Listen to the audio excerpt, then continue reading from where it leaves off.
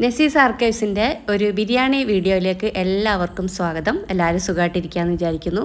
അപ്പോൾ ഇന്നത്തെ video 3 kilo chicken fried ബിരിയാണീൻ്റെ റെസിപ്പിയാണ് കേട്ടോ. അപ്പോൾ കുറേ വീഡിയോയിൽ ഞാൻ ഓരോന്നിൻ്റെയും അളവുകളൊക്കെ പറഞ്ഞുള്ളത് കൊണ്ട് അപ്പോൾ ലേഖാക്കണ്ടെന്ന് വിചാരിച്ചിട്ട് അത്യാവശ്യ കാര്യങ്ങൾ മാത്രമാണ് കേട്ടോ പറഞ്ഞു പോകുന്നത്. ആദ്യം തന്നെ നമുക്ക് ആ ഒരു ചിക്കൻ ഒന്ന് മാരിനേറ്റ് ചെയ്ത് വെക്കണം. അതിനായിട്ട് ഞാനിത് ഒരു ഉണ്ട വെളുത്തുള്ളിയും പിന്നെ അതേപോലെ ഒരു പീസ് ഇഞ്ചി, പാകത്തിനുള്ള ഉപ്പ്, കുറച്ച് മഞ്ഞൾപ്പൊടി, പിന്നെ അതേപോലെ 1 ടീസ്പൂൺ അളവിലുള്ള എരിവുള്ള മുളക് പൊടി എന്നിവയാണ് ഇട്ട് കൊടുത്തിട്ടുള്ളത്. പിന്നെ അതിലേക്ക് അതൊന്ന് അരിയാൻ വേണ്ടിയിട്ട് പാകത്തിനുള്ള സുർക്കയും കൂടി ഒഴിച്ച് കൊടുത്തിട്ടുണ്ട്. നോക്കിയിട്ട് ചേർക്കാം കേട്ടോ. കൂടിപ്പോയാൽ അതിൻ്റെ ടേസ്റ്റിന് മുന്നിട്ട് നിൽക്കും. പിന്നെ കാശ്മീരി പൊടി ഇല്ലാത്തതിനുകൊണ്ട് ഞാനിപ്പം ഉണക്കാനിട്ട് കൊടുത്തുനിന്ന് ഒരു 4-5 എണ്ണം എടുത്തിട്ട് കുറച്ച് ചൂടുവെള്ളം ഒഴിച്ച് വെച്ചതാണ്. പിന്നെ അത് മിക്സിൻ്റെ ജാറിലിട്ടിട്ട് ആ ഒരു ഇതിൻ്റെ കൂടത്ത് തന്നെ ഇട്ട് അരച്ചെടുക്കുകയാണ്. നല്ലോണം അരയണം കേട്ടോ. അല്ലെങ്കിൽ ആ ഒരു വെളുത്തുള്ളി ഇഞ്ചിൻ്റെയൊക്കെ ആ ഒരു ഇതുണ്ടല്ലോ, അത് ഈ ചിക്കൻ പൊരിക്കുമ്പോൾ ഈ ചട്ടിയിൽ ഇങ്ങനെ പറ്റി പിടിച്ചിട്ട് നല്ല ബുദ്ധിമുട്ടായി പോവും. അതുകൊണ്ട് അങ്ങനെ നല്ലോണം പേസ്റ്റ് ആക്കുക. പിന്നെ അത് അതിലേക്ക് ചിക്കനിലേക്ക് നല്ലോണം മാരിനേറ്റ് ചെയ്ത് ഞാൻ 1-2 മണിക്കൂർ മാറ്റി വെച്ചിട്ടുണ്ട്. എന്നതിന് ശേഷമാണ് ഞാൻ ബിരിയാണി ഉണ്ടാക്കാനായിട്ട് അടുക്കളയിലേക്ക് വന്നത്. ഒരു 4 മണിയൊക്കെ ആയിട്ടുണ്ട് കേട്ടോ. അപ്പോൾ അത് ഉച്ച സമയത്താണ് ഞാൻ മാരിനേറ്റ് ചെയ്തൊക്കെ വെച്ചത്. പിന്നെ ഞാൻ കൊണ്ടുവന്ന സാധനങ്ങളൊക്കെ നോക്കുകയാണ് എന്തെങ്കിലുമൊക്കെ കുറവുണ്ടോയെന്ന്. കാരണം ബിരിയാണി വെക്കാൻ തുടങ്ങിയാൽ പിന്നെ പീടികയിൽ പോകാനൊന്നും ആരും ഉണ്ടാവില്ലല്ലോ. അപ്പോൾ അത് ചിക്കൻ പൊരിക്കാനായിട്ട് ഞാൻ വേഗം അടുപ്പ് കത്തിച്ചിരിക്കുകയാണ്. പിന്നെ അത് നമ്മുടെ പുതിയ ഉരുളിയാണ് കേട്ടോ. അപ്പോൾ ആദ്യം ഒന്ന് ലേഹയാണ് ഉണ്ടാക്കിയത്, പിന്നെയാണ് ഇപ്പോൾ ചിക്കൻ പൊരിക്കുന്നത്. എല്ലാ ആവശ്യത്തിനും എടുക്കാൻ വെച്ചിട്ട് ഒത്തിരി കട്ടിയുള്ള ഒരു ചൂടൊക്കെ കട്ടിയുള്ള ഒരു ഇത് വേണമല്ലോ ഓരോ സാധനങ്ങൾ ഉണ്ടാക്കാൻ. ബീഫ് ഫ്രൈ ആയാലും ബീഫ് പൊരിച്ചത്, ചിക്കൻ ഫ്രൈ അങ്ങനത്തെ ഒക്കെ ഓർഡർ വരലുണ്ട്. അപ്പോൾ അതൊക്കെ ചെയ്യണമെങ്കിൽ ഇങ്ങനത്തെ ഒരു ഉരുളി ആവശ്യമാണ്. അപ്പോൾ ഞാനത് അടുപ്പത്ത് വെക്കണ്ടെന്ന് വിചാരിച്ചിട്ടുണ്ടേനി, പക്ഷേ അടുപ്പത്ത് വെക്കാതെ രക്ഷയില്ല. ഗ്യാസുമ്മൽ എത്ര വെച്ചിട്ടാണ് വെക്കുക. പിന്നെ അതാ കുറേശ്ശെ ഓയിൽ ഒഴിച്ച് കൊടുത്തതിന് ശേഷം കുറേശ്ശെ ഇട്ട് പൊരിച്ചെടുക്കുകയാണ്. കുറേശ്ശെ ഇട്ട് പൊരിക്കുകയാണ്. അപ്പോൾ പൊരിക്കാൻ അടുപ്പത്തിട്ടിട്ടാണ് ഞാൻ അടുക്കളയിലേക്ക് വീണ്ടും വന്നിട്ട് ഓരോന്ന് അരിഞ്ഞെടുക്കുകയാണ്. പിന്നെ അതാ കുറച്ച് ചുവന്നുള്ളി ചതച്ചെടുക്കുന്നുണ്ട്. ചുവന്നുള്ളി നമ്മളെ ഈ ഒരു മസാലയ്ക്ക് നല്ല ടേസ്റ്റ് ഉണ്ടാവും കേട്ടോ. പിന്നെ അത് ഇഞ്ചിയും വെളുത്തുള്ളിയും പച്ചമുളകൊക്കെ ചതയ്ക്കുന്ന പോലെ തന്നെയാണ് ആ ഒരു ചുവന്നുള്ളി ചതച്ചെടുക്കുന്നത്. അത്യാവശ്യം നല്ല ടേസ്റ്റാണ് കേട്ടോ ഒരു മസാലക്ക്. പിന്നെ മിക്സിയിലിട്ട് അരയ്ക്കുന്ന സമയത്ത് അതിൻ്റെ ഒരു സാധനം ബ്ലേഡ് ഉണ്ട്, അത് മാറ്റാൻ മറന്നു പോയിട്ടുണ്ടേനി. അപ്പോൾ പിന്നെ അത് അരിഞ്ഞ് വന്നതിന് ശേഷമാണ് നോക്കിയത് കേട്ടോ. അപ്പോൾ അതുകൊണ്ട് തന്നെ ബാക്കിയുള്ളത് ഞാൻ കൈ വെച്ചിട്ട് തന്നെയാണ് അരിഞ്ഞത്. അപ്പോൾ ആ ബ്ലേഡ് ഒന്ന് മാറ്റണമെങ്കിൽ ഒത്തിരി പ്രയാസമാണ്. അപ്പോൾ അതുകൊണ്ട് അതിനുള്ള ടൈമില്ല, ഇനി നോക്കി വെയിറ്റ് ചെയ്യാനുള്ള സമയമില്ലാത്തതുകൊണ്ടാണ്.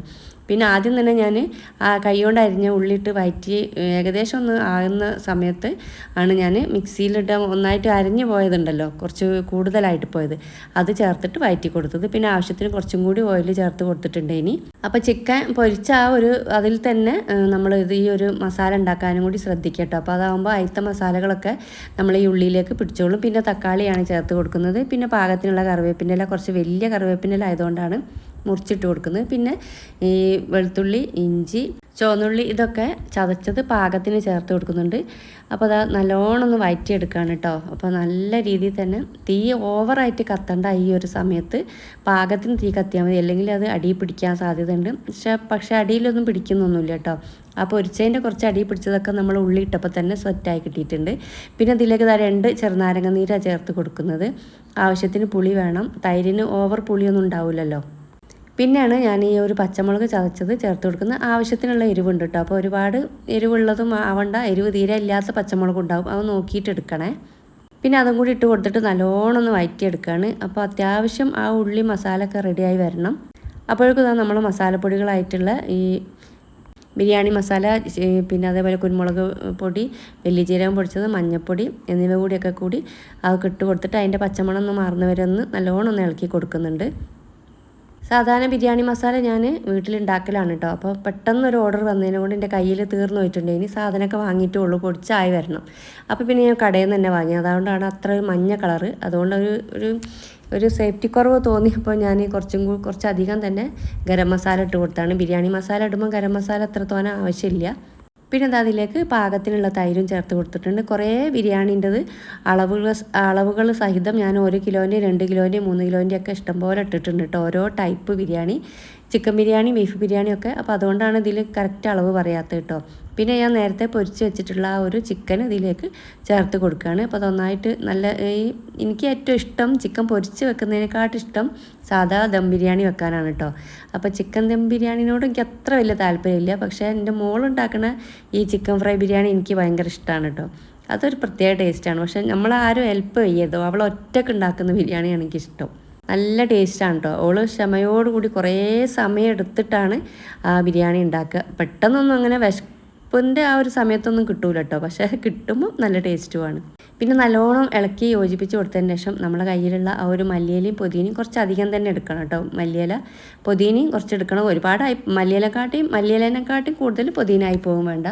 അപ്പോൾ അത് അതിലേക്ക് ചെറുതാക്കി അരിഞ്ഞത് ചേർത്തിട്ട് നല്ലോണം എല്ലാം കൂടി ഒന്ന് മിക്സ് ചെയ്തെടുക്കുകയാണ്. അപ്പോൾ ഇത് ചിക്കൻ ഫ്രൈഡ് ബിരിയാണി ആയതുകൊണ്ട് അപ്പോൾ ഇതിന് ഗ്രേവി ഒരുപാടുണ്ടാവില്ല കേട്ടോ. അപ്പോൾ അടിയിൽ പിടിക്കാനൊക്കെ നല്ല സാധ്യത ഉണ്ട്. അതുകൊണ്ട് കുറച്ച് വെള്ളം ഒഴിച്ച് കൊടുക്കുന്നത് നല്ലതാണ്. പിന്നെ നമ്മളിത് റോസ് കൈമ റൈസാണ് കേട്ടോ എടുക്കുന്നത്. ഫസ്റ്റ് ക്വാളിറ്റിയാണ്. അപ്പോൾ ഇതിന് ഇവിടെ 200 രൂപ ഉണ്ട് കേട്ടോ കിലോന് വില. അപ്പോൾ ഞാൻ സ്ഥിരമായിട്ട് വാങ്ങുന്നതിനോട് എനിക്ക് 190-നാണ് കടക്കാരൻ തരൽ. അപ്പോൾ അത് നല്ലോണം ഒന്ന് കൈ വെച്ചിട്ട് നല്ലോണം ഒന്ന് കഴുകണം. ആയിട്ട് ആ ഒരു വെള്ള ആ ഒരു പശ പോലെ ആയിപ്പോട്ട് വെള്ള കളർ കണ്ടില്ലേ, അത് പോകുന്നത് വരെ ഒരു 3-4 വട്ടം തന്നെ കഴുകണം. എന്നാൽ തന്നെയുള്ളൂ ആ ഒരു വെള്ള കളറുള്ളത് പോവുള്ളൂ. പിന്നെ നമ്മൾ നല്ലോണം ഒന്ന് 3-4 വട്ടം കഴുകിയതിന് ശേഷം കുറച്ച് വെള്ളം ഒഴിച്ചിട്ട് ഒരു 10 മിനിറ്റ് അവിടെ മാറ്റി വെക്കുന്നത് നല്ലതാണ്. ചോറ് നല്ല സോഫ്റ്റായി കിട്ടും. അതിനുണ്ട് ഒരുപാട് സമയമായി പോരുത്.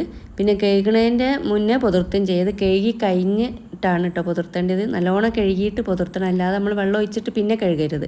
പിന്നെ അത് നെയ്ച്ചോറ് വെക്കാൻ വേണ്ടിയിട്ട് പാത്രം അടുപ്പത്ത് വെച്ചിട്ട് അതിലേക്ക് ഓയിൽ ഒഴിച്ച് കൊടുത്തിട്ട് സാധാരണ നമ്മൾ ഇടുമ്പോൾ തന്നെ ഈ ഏലക്ക, പട്ട, ഗ്രാമ്പൊക്കെ കൂടി ഇട്ട് കൊടുത്തിട്ടുണ്ട്. അതൊന്ന് പൊട്ടി വന്നതിന് ശേഷം പാകത്തിനുള്ള വെള്ളം, ഒരു പാത്രം അരിക്ക് 2 പാത്രം വെള്ളം എന്ന കണക്കിലാണ് കേട്ടോ ചേർത്ത് കൊടുത്തത്. അപ്പോൾ ഇവിടെ 3 കിലോനായതുകൊണ്ട് 2 പാത്രം ഉള്ള കണക്കല്ല, ഒരു 1.25 പാത്രം കണക്കാണ് കേട്ടോ. 3 കിലോനായതുകൊണ്ടാണേ. അപ്പോൾ 1 കിലോനോ 2 കിലോനോ ഒക്കെ ആണെങ്കിൽ ഒരു പാത്രത്തിന് 2 പാത്രം അളവിലാണ് വെള്ളം ഒഴിച്ച് കൊടുക്കേണ്ടത്. പിന്നെ അതാ ഗ്യാസുമ്മലാണ് ഉള്ളിയും മുന്തിരിയൊക്കെ പൊരിച്ചെടുക്കുന്നത്. അപ്പോൾ ഇത് ലാസ്റ്റ് ഭാഗത്തേക്ക് ഞാൻ എൻ്റെ വീഡിയോയിൽ റെക്കോർഡായില്ല കേട്ടോ, ഇതൊന്ന് ദം ചെയ്യുന്ന സമയത്ത് മുന്തിരി ഒന്ന് ഇടുന്നത്. അപ്പോൾ അതുകൊണ്ട് ഇങ്ങനെ ഈ ഒരു വീഡിയോ എടുത്ത് നന്നായി എന്നാണ് ഞാൻ അപ്പോൾ വിചാരിക്കുന്നത്. അപ്പോൾ നമ്മൾ മസാലയിലേക്ക് ഇത് എന്താ പറയുക, മസാലയിലേക്ക് ചോറ് ഓരോ ലെയറാക്കി ഇട്ട് കൊടുക്കുമ്പോൾ ആണ് അതൊക്കെ ഇട്ട് കൊടുക്കേണ്ടത് കേട്ടോ.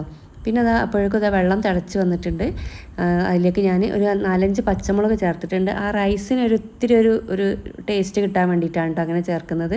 വേണമെങ്കിൽ കറിവേപ്പിനെല്ലാം കൂടി ചേർത്ത് കൊടുക്കട്ടോ. അപ്പോഴേക്കും നമ്മൾ ആ അരി ഒക്കെ നല്ലോണം വെള്ളമൊക്കെ വാർന്ന് വന്നിട്ടുണ്ട്. അപ്പോൾ ഈ ഒരു ഈ തിളച്ച വെള്ളത്തിലേക്ക് ഒഴിച്ച് കൊടുക്കുക. പാകത്തിനുള്ള ഉപ്പും ഒക്കെ ചേർത്ത് കൊടുക്കുക കേട്ടോ.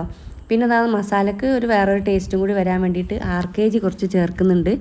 അപ്പോൾ ഈ ഒരു RPG എനിക്ക് സ്മെല്ല് ചെയ്തിട്ടൊരു അത്ര ഒരു ഫസ്റ്റ് ക്വാളിറ്റി പോലെ ഒന്നും തോന്നില്ല കേട്ടോ. അതിലും എന്തോ തട്ടിപ്പുണ്ടോ എന്നാണ് ഇപ്പോൾ ഉള്ള എൻ്റെ ഒരു സംശയം. നമ്മളെ മിൽമ നെയ്യിൻ്റെ ഒക്കെ ഒരു ഏകദേശം ഒരു സ്മെല്ലാണ്. പക്ഷേ ഇതിന് നല്ല മിൽമ നെയ്യിനെക്കാട്ടും റേറ്റ് ഉണ്ട് കേട്ടോ. 60 രൂപ കൂടുതലുണ്ട്. മിൽമ നെയ്ക്ക് 330-ഉം ഇതിന് 390-ആണ്. അപ്പോൾ 60 രൂപേൻ്റെ വ്യത്യാസമുണ്ട്. അപ്പോൾ അത് ആ ഒരു മസാലയെ ചേർത്ത് കൊടുത്താൽ ഒരു ടേസ്റ്റിനൊരു വ്യത്യാസം ഉണ്ടാവും കേട്ടോ. പിന്നെ ഞാൻ ദം ചെയ്യാണ്. ഈ ദം ചെയ്യുന്ന വീഡിയോ ആണ് ഫുള്ളായിട്ട് കട്ടായി പോയിട്ടുണ്ട് കേട്ടോ. അപ്പോൾ എനിക്ക് കിട്ടിയിട്ടില്ല. അതുകൊണ്ട് നമ്മൾ മുന്നത്തൊക്കെ വീഡിയോയിൽ ദം ചെയ്തിട്ടുണ്ടല്ലോ, അതേപോലെ പകുതി റൈസ് ഇട്ട് കൊടുത്തിട്ട് അതിൻ്റെ മുകളിൽ കുറച്ച് റോസ് വാട്ടർ തളിച്ച് കൊടുക്കുക. പിന്നെ ഈ RPG ഇട്ട് കൊടുക്കുക, ഗരം മസാലപ്പൊടി ഇട്ട് കൊടുക്കുക, നമ്മൾ നേരത്തെ എടുത്ത് വെച്ചിട്ടുള്ള ഒരു അണ്ടിപ്പരിപ്പ് മുന്തിരിയൊക്കെ ഉണ്ടാകുക കൂടി ഇട്ട് കൊടുത്തിട്ട് ദം ചെയ്തെടുക്കുക കേട്ടോ. അടുപ്പിൽ നല്ല കണലുള്ളതുകൊണ്ട് ഞാൻ വേറെ കത്തിച്ചിട്ടൊന്നുമില്ല കേട്ടോ. പിന്നെ അതിൻ്റെ മേലെ കുറച്ച് കണലും ഇട്ട് കൊടുത്തിട്ടുണ്ട്.